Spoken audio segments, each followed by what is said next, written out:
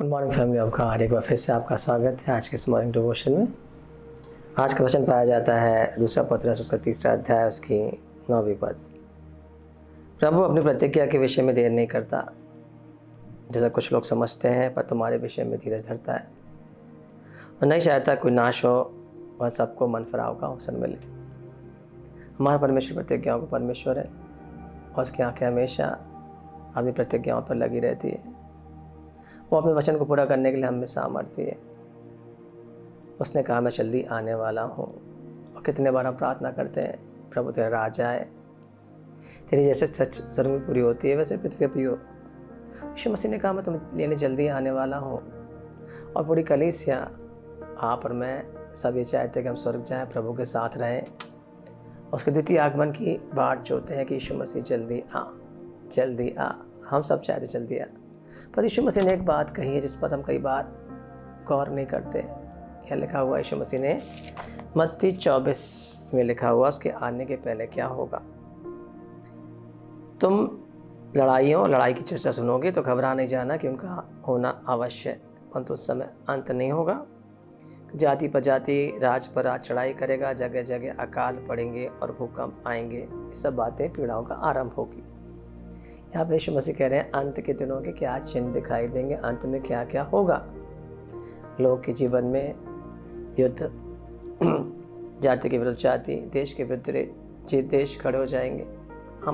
कई बार हम लड़ाइयों के बारे में सुनते थे कि यूक्रेन में युद्ध हो रहा है, रशिया में युद्ध हो रहा है, इजराइल और हमास लड़ाई कर रहे हैं, तो हम कभी ध्यान नहीं देते, हमको कोई असर नहीं पड़ता था इन लड़ाइयों का।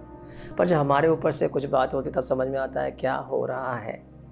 जब तक हम उन चीज़ों से होकर गुजरते नहीं, कई बार उन बातों को हम ध्यान नहीं देते, उनका महत्व को नहीं समझते, बाइबल की प्रोफेसीज पर नहीं समझते।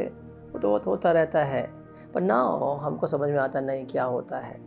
जब आपको उन बातों से होकर गुजरना पड़ता है, डर के ऊपर से, चिंता के ऊपर से, नेगेटिव रिपोर्ट्स के ऊपर से, आपको नहीं मालूम भविष्य क्या होगा, कल क्या होगा। लोग परेशान होते हैं, पैनिक होते हैं, कई लोग हार्ट अटैक भी हो जाता है। फिर लास्ट टाइम जब कोरोना वायरस के रूप में बीमारी यहाँ आई तो लोगों बाद में सर्वे किया गया, बहुत से लोग केवल डर के मारे ख़त्म हो गए, डर के मारे अटैक आ गया कि हमको कोरोना ना हो जाए, कोरोना ना हो जाए। तो समथिंग, जब कोई भी चीज़ से आप डरने लगते हो वो आपके जीवन में हानिकारक होती है। अभी क्या हो रहा है, बाइबल में लिखा है डर के मारे बहुतों का हार्ट फेल हो जाएगा। परमेश्वर ने आपको डर का आत्मा नहीं दिया है, परमेश्वर ने आपको प्रेम, सामर्थ और संयम का आत्मा दिया है। परमेश्वर ने आपके लिए अच्छी योजना बनाई है, आपके सिर के बाल भी गिने हुए हैं। जब तक आप अपने मंजिल को, अपनी विरासत को पूरा नहीं करेंगे और उद्देश्य को पूरा नहीं करेंगे, आपको परमेश्वर यहीं रखना है। हाँ, अपने आप से अपने जान को दे सकते हो, परंतु परमेश्वर को आपको जो विरासत दी गई है, जो आपको लक्ष्य दिया गया, उसे पूरा करे बिना आप इस पृथ्वी को नहीं छोड़ सकते। ये परमेश्वर आपको नहीं बुलाता, ये परमेश्वर ने ठहराया। जब पतरस से कहा गया कि जब तू बूढ़ा हो जाएगा तब तू जहाँ नहीं जाएगा वो तुझे ले जाया जाएगा, यीशु मसीह ने कह दिया। तो वन वर्ड, एक वचन परमेश्वर का जब उससे कहा गया पूरा नहीं होगा तो परमेश्वर का झूठ बोलना असंभव है।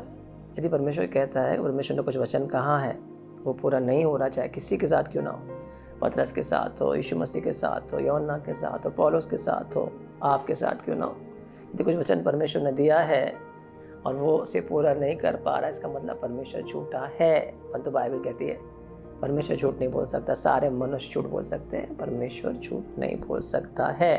और परमेश्वर ने पहले से पतरस से कहा था जब तू बड़ा हो जाएगा तब तू जहाँ नहीं जाएगा वहाँ तुझे ले जाया जाएगा। इसलिए जब पतरस को जेल खाने में डाल दिया गया, सुसमाचार प्रचार के कारण याकूब को मार डाला गया, पर पतरस को भी मारना चाहते थे। तो चूंकि परमेश्वर को पता उसकी प्रतिज्ञा क्या है, वचन क्या दिया, तो परमेश्वर उस वचन के पीछे खड़ा है, तो पतरस मर नहीं सकता है। आपके लिए जो परमेश्वर ने वचन दिया है, जब तक आप उस वचन को थामे रहेंगे, पकड़े रहेंगे, शैतान, संसार, दुनिया, दोषी, विरोधी आपका कुछ भी नहीं कर सकेंगे। तो एक बात परमेश्वर ने कहा आपसे, परमेश्वर का अंत के दिनों में बातें दिखाई देंगी, मैं तुम्हें डर का आत्मा नहीं दिया। पर साथ ही साथ परमेश्वर कहता है एक वचन में और में, मत्ती 26 अध्याय के 14 पद में जागते रहो और प्रार्थना करते रहो कि तुम परीक्षा में ना पड़ो।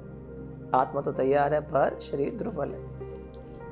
क्या बोला परमेश्वर? जब ऐसी बातें आएंगी, अफवाह फैलेगी, डर की बातें फैलेगी, आपको क्या करना है? प्रार्थना करना है। प्रार्थना करने के लिए जागना है। कि तुम किस लिए प्रार्थना करना है? क्या आप प्रार्थना करके इस बातों को बदल सकते हो, सिचुएशन को चेंज कर सकते हो? ये बातें तो होना ही है। परमेश्वर ने नहीं कह रहा कि ये इन बातों के लिए प्रार्थना करो कि ना हो। ऐसी बातें तो होना ही है, अंत के समय में होना ही है। लोगों का प्रेम ठंडा हो जाएगा, बहुत से लोग गलत चाल चलेंगे, इवन बहुत से चुने हुए लोग भरमाए जाएंगे। सो ये बातें होना ही है। परंतु क्या बोला? जागते रहो, प्रार्थना करो कि तुम परीक्षा में नहीं पढ़ो। काहे के लिए? आप परीक्षा, परमेश्वर आपको परीक्षा में पढ़ने से बचाना चाहता है। जब यीशु मसीह गतसेमनी के बाग में प्रार्थना कर रहे हैं तो उस समय भी पतरस, याकूब, यूहन्ना वहाँ पर हैं, वो प्रार्थना कर सकते। प्रभु का प्रार्थना करो, प्रार्थना करो, कठिन परिस्थिति आ रही है, ध्यान नहीं दिया और आखिर में पतरस परीक्षा में पड़ गया, है ना। तो हमको परमेश्वर नहीं चाहता कि हम परीक्षा में पढ़ें। ऐसी कोई बातें हमारे जीवन में हो जिनका हम सामना ना कर सके, जिनके सामने हम इनकार कर सकते हैं, जैसे पतरस ने किया। और परमेश्वर इन बातों से आपको बचाना चाहता है, क्योंकि आपकी प्रतिज्ञा को पूरा करने के लिए जागृत है, सामर्थ्य है और इन बातों को आपके जीवन में पूरा करना चाहता है। पतरस यदि इनकार करेगा, पतरस यदि फिर जाएगा, पतरस यदि यीशु मसीह के दूर चला जाएगा, तो परमेश्वर कैसे अपनी प्रतिज्ञाओं को उसके जीवन में पूरा करेगा? हाँ, यीशु मसीह ने प्रार्थना करी, परंतु क्या प्रार्थना करी प्रभु यीशु मसीह? कि दोबारा फिर जाए, दोबारा आ जाए। परीक्षा को टाल नहीं सके। परीक्षा के बाद रिस्टोरेशन के लिए प्रार्थना करी यीशु मसीह ने। तो आप जब परीक्षा प्रार्थना नहीं करते हैं, जब आप अलाव करते हैं शैतान को, उन परिस्थितियों को आप ऐसे यूं ही ले लेते हैं, उन बातों को यूं ही ले लेते हैं, प्रार्थना की सामर्थ को नहीं जानते, अपने आप को परमेश्वर के हाथों में नहीं सौंपते हैं, संसार के साथ प्यार करते हैं, अपनी समझ का सहारा लेते हैं, कई बार हम परीक्षा में पढ़ सकते हैं।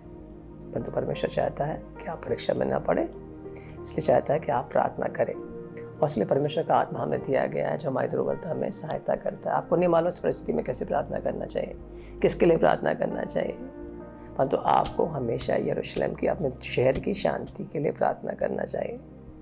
पास्टर जी, आप तो कह रहे थे ये तो सब बातें होंगी, हम प्रार्थना करके नहीं बदल सकते। आपका काम है प्रार्थना करना, परमेश्वर का काम है जवाब देना, कैसे काम करना है। परमेश्वर ये नहीं कह रहा है कि आप प्रार्थना करोगे तो हर प्रार्थना का उत्तर मिलेगा। आपकी प्रार्थना का उत्तर आपके लिए मिलेगा। आप परीक्षा में नहीं पड़ोगे। जब आप शांति की बातें कहोगे, दूसरों की शांति की बातें कहोगे, तो आप शांति से रहोगे, आप परीक्षा में नहीं पड़ोगे। इसलिए हमेशा अपने शहर के लिए, अपने नगर के लिए, अपने देश की शांति के लिए प्रार्थना करें, जागते रहें, प्रार्थना करते रहें।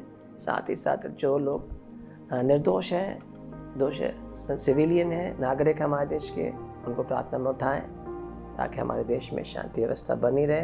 प्रार्थना करें हमारे अधिकारियों के लिए, प्रार्थना करें हमारी गवर्नमेंट के लिए, परमेश्वर बुद्धि दे, समझ दें, सही निर्णय परमेश्वर की इच्छा के साथ पूरे होने पाए। शैतान की हर एक युक्तियों को, जो सांप्रदायिकता तो और लड़ाई झगड़े को उकसाती है, बढ़ाती है, निर्दोषों का खून बहाती है, उसके लिए प्रार्थना करें कि लोग बच जाएं, लोग समझ पाएँ, लोग शांति से रहने पाएँ।